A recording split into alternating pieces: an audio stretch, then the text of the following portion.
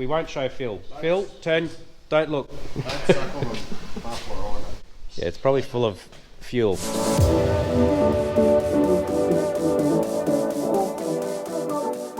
Good morning, everybody, and we are back.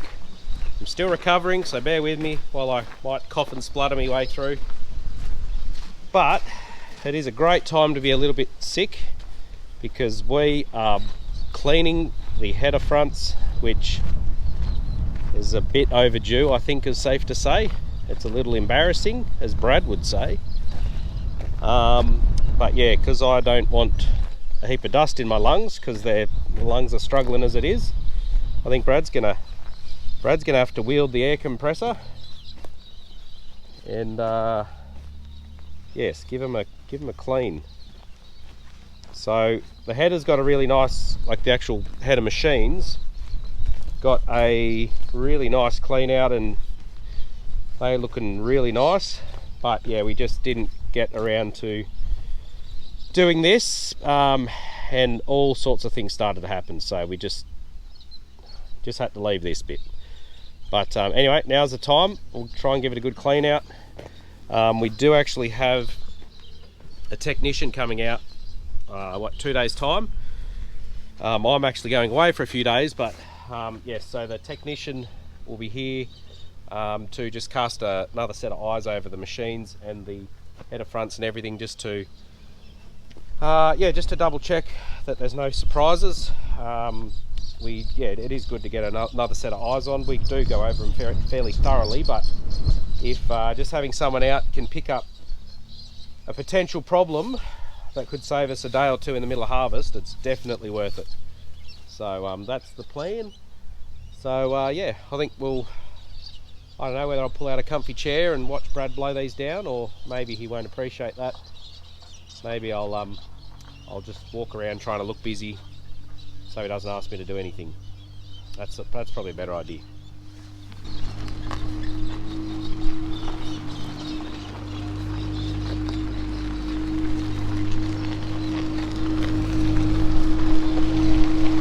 That's filthy.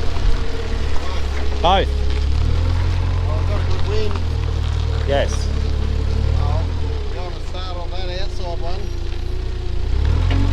So I've got to blow it down now because there's a good wind. Well, we can start anyway. There you go. I've been roped into it. I rolled over pretty easy there, but it's fair enough.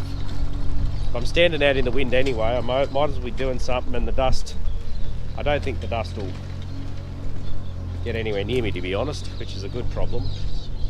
Right, let's see if this old girl will fire up. The other one is down at the development block, the Atlas Copco one. So we'll just see if this one behaves. Look, I probably should do my due diligence and check the oil, which isn't this side. If you're wondering why it's a bit dinted there and the door's all a bit bent, we need to have a talk to Brad about that one day. Let's just say when it tilts up, when the front lifts up, because it used to be a bit unbalanced, and you try and push it back down with a D11, it doesn't always end well. Yeah, that's a good idea. Right, check the oil. We better. Well, I thought that would be rather embarrassing the one time we don't check the oil. That would be. Leave the air, let plenty of airflow get through it. Yeah. This is, you got to just give this one a bit of love. Bit of help. You want to just stroke it while I try and start it, Brad? Just not on the dangerous bits. So here she goes.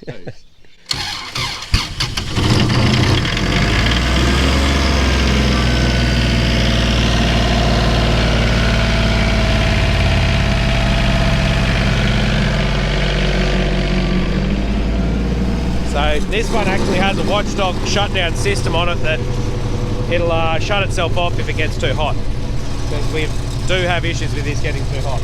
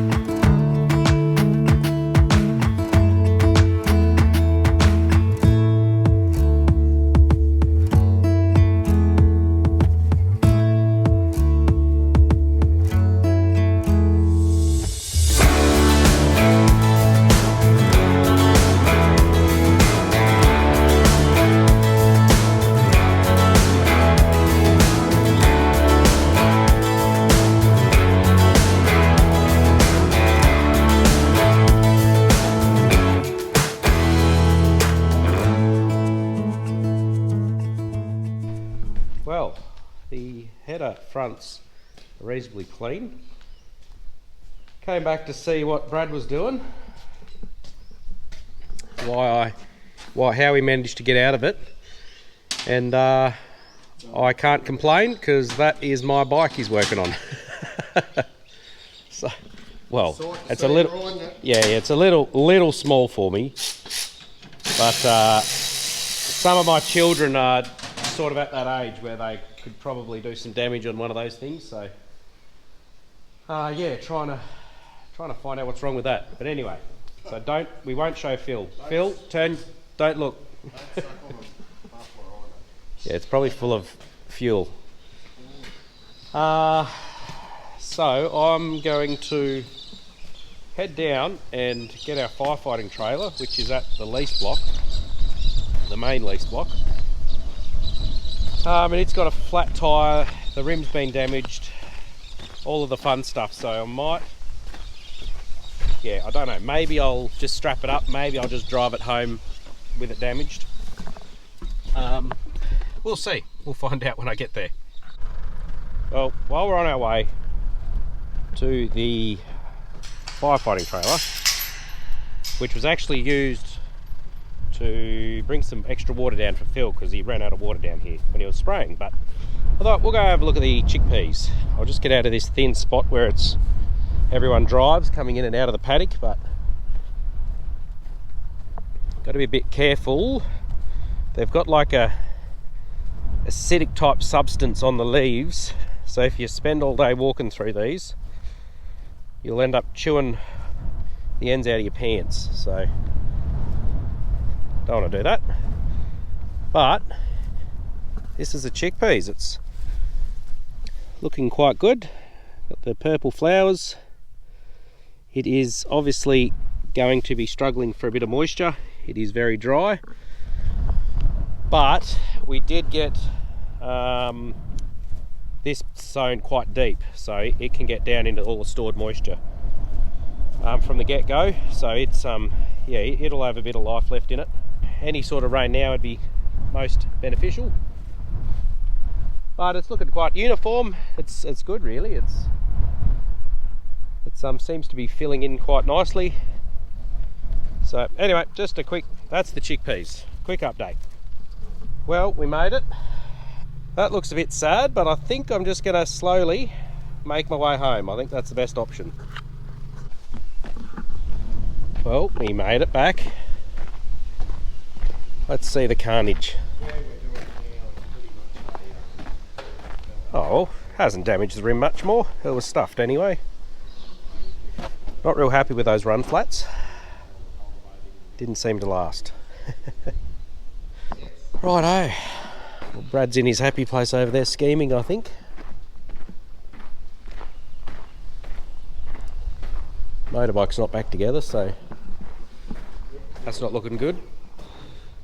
Right, let's have a look at our newly organised tyre stash. I don't know if I think I did show you, but yeah, we added some more pallet racking here and tidied up the mess that was here.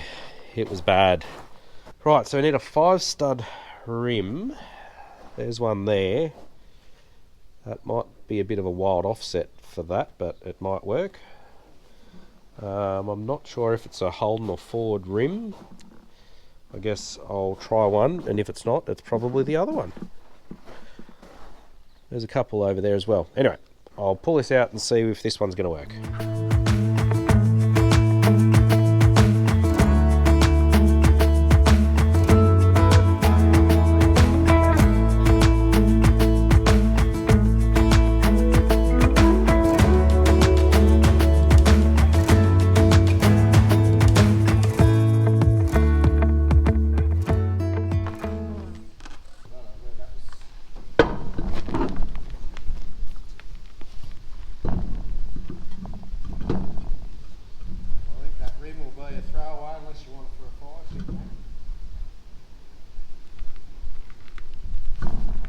Not this tyre.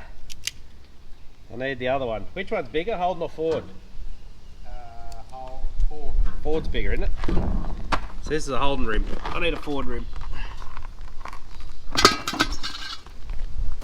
Right, well, you're witnessing someone just giving up.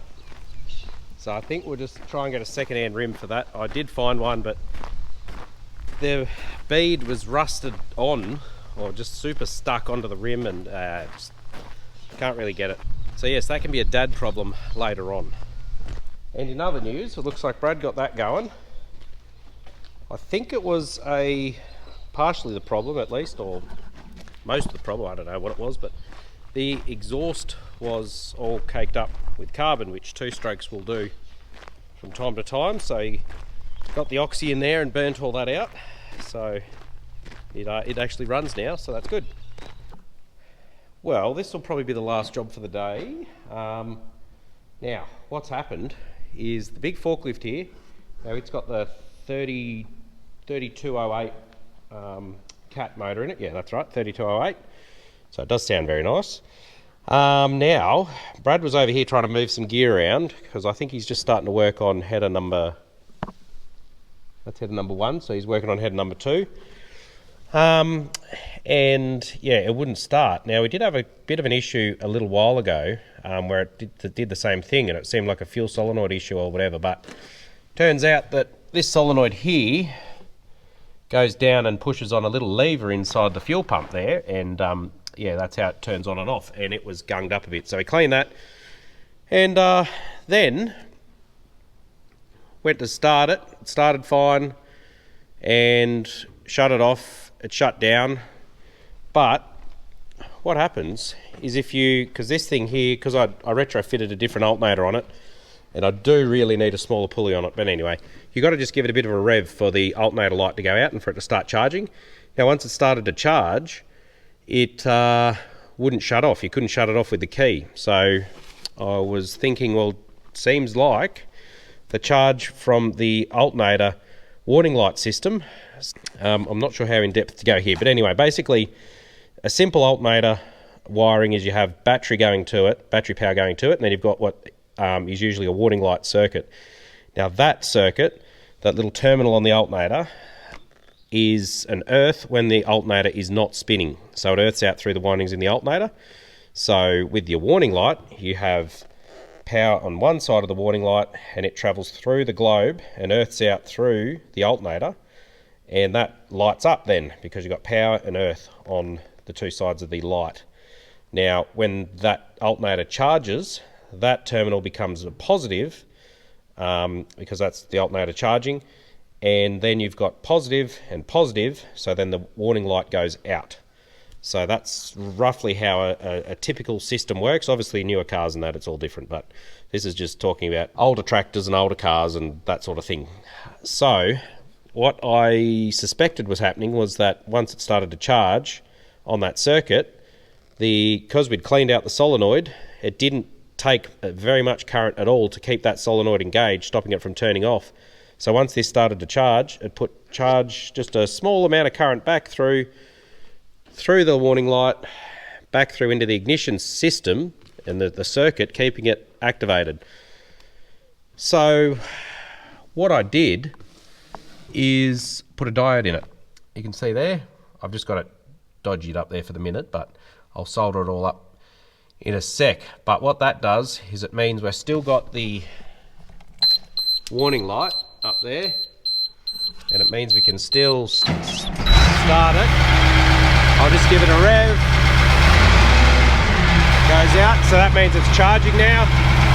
And now when I turn the key, it shuts off.